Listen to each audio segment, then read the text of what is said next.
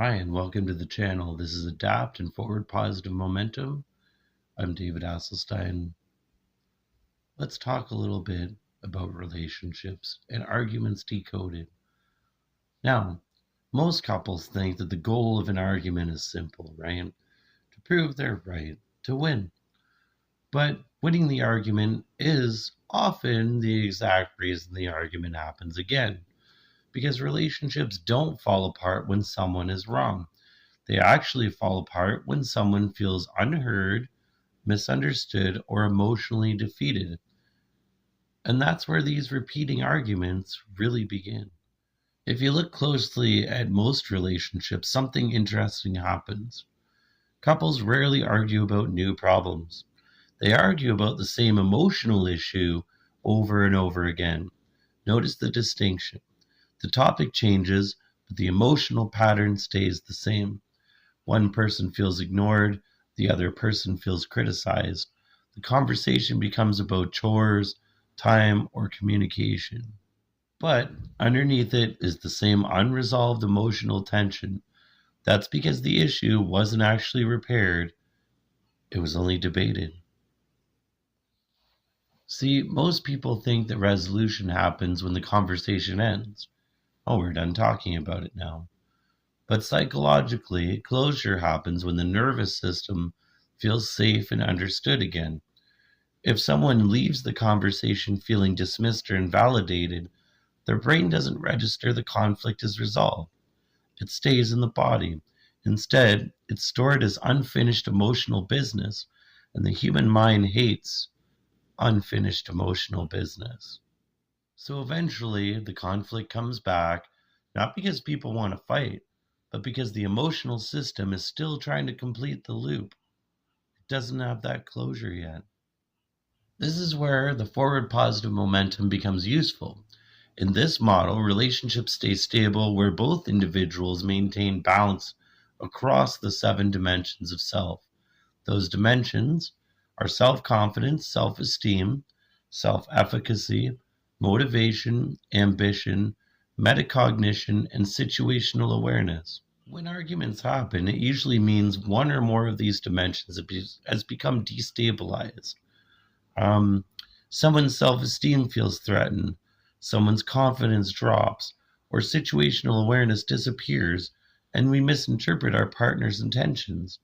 And suddenly, a small comment turns into a much larger emotional reaction. The mistake most couples make is trying to resolve arguments using logic alone. But emotional systems, they don't run on logic. They run on perception and safety. If one person wins the argument, but the other person feels smaller, dismissed, or misunderstood, their emotional system is still out of balance, which means that the argument isn't actually resolved. It's just been paused, and eventually it will come back again. So now you might be thinking, well, geez, now that I understand how I can maybe argue better or not argue at all being key and try to understand emotions better, what can I do before so it doesn't get to that point?